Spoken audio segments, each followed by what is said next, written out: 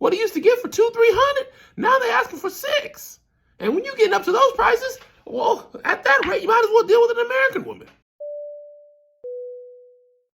What's going on, guys? So I want to speak a second on female validation and why in the Black community in particular, it is so valued. We place an inordinate amount of value on guys getting validated by females. If you have game and girls like you, and if you get a lot of girls and you get a lot of attention, that makes you a man. And if you don't, you need to do something to become more manly, right? You need to do something that will give you more attention and validation from females. And that's kind of the way we do it. And living overseas for a little while, I have seen that that's an outlier. Most men in most communities do not judge manhood by how much women like you. They judge manhood by what you get done, by what you accomplish. This is a video from Kev on Stage YouTube's channel, fair use, by the way.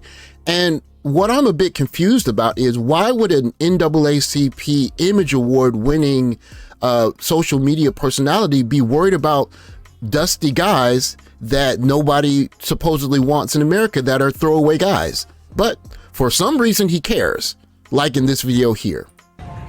Also, man, don't go crazy, you know what I'm saying? These local countries, they have their own economy set up, you know what I'm saying? In some places, for instance, in the DR, you know, the average person pays between $100 and $200 a month for rent, you know what I'm saying? So if you, you know, papi dinero, you come down here, you know what I'm saying, and you spending, you know, $200-300 on a female in a day, man, you just blowing things way out of proportion. You know what I'm saying? You're messing up the economy, the local economy. So now the next guy comes down, these women are gonna expect way more than probably ever seen. Now, before Kev gets started, the guy's right. Like, if you're going overseas and you're throwing money around, you need to read the room before you start doing stuff like that. But he's right. I mean, of course, it's on the internet, so everyone has free reign to it, which Kev on Stage is about to use. But if you're going overseas, read the room, okay? But here's Kev. You can watch the whole video if you want to, but this guy is basically complaining about coochflation. Okay, he goes down to the Dominican Republic for coochie for $200 or $300 a day, which is what these women can pay their rent in. And then you, Papi Dinero, you come down from America with all your big spending, and you're spending $400, $500, $600 on the coochie. And next time he comes down, now the price of the coochie done went up. What he used to get for $200-300, now they're asking for $600. And when you're getting up to those prices, well, at that rate, you might as well deal with an American woman. And he's, from what I can tell, very serious. He's like, I come down here because the American women ain't rocking with me. I can get these women $200-300. Now, this is a question I'm going to ask you. Who is he making this video for? You know who he's making this video for. You 100% know who it's for. A day, have myself a funky good time. But here y'all go trying to flex. And you're raising the price. You're messing up the whole ecosystem. It's like if you take too many fish out and you overfish, then other animals are affected, the algae and all that. This is the coochie. Come on, man, be respectful of the economy. Huh? Down there wild and throwing money around, you are gonna upset things to the point where now the women in these countries are gonna start to turn into what you guys dislike about American women. They're gonna have attitudes. They're gonna want more money from you. They're gonna expect a lot more from you than they usually did before, because why? You guys upset the balance in the system.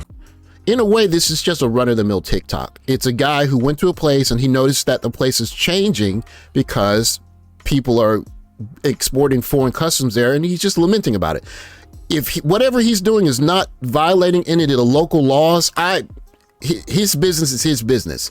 So all of these people that are clutching pearls have to understand that these places acted like this long before a few brothers started getting their passports and exploring options. So this pearl clutching is, come on. But we know who the audience is, and you're going to see it here. It's crazy how he's just casually walking around complaining about the rate. Lord help that man. If you're so unsuccessful in dating that you have to go to a whole other country and pay a whole bunch of money just to find someone, that money would be better spent on therapy, as if people really cared. Have y'all noticed how almost all of these passport bros look like they snore when they're awake? So he said, y'all gonna turn them into what you hate about American women. So he's just admit that he and his peers are the problem. It's incredible how Kev made something so tragic so funny. This guy and others need to stay out of foreign countries. Appreciate Kev bringing light to it with some humor. We've been telling them fit, feminine, friendly, and submissive has a price tag. Yeah, price tag, huh? Funny. No, stay on the nice, good side of the internet, Kevin. Passport bros is a whole other world. These passport bros are an entire embarrassment to the human race. These are guys that are just traveling. No one's getting arrested. Who's gotten arrested? When I thought of what a passport bro looked like, this is it. I mean, he just looks like a regular guy. Anyways. To end the video, I want to say that I take no issue with Kev on stage because I think he's very talented and he's funny. I follow him. But him taking interest in the passport bros, why? Why would an NAACP Image Award winning entity even care what dusty guys are doing in the Dominican Republic? And the reason why he cares is simple. He knows who his master is. What is thy bidding, my master? Say something bad about those dusty passport bros.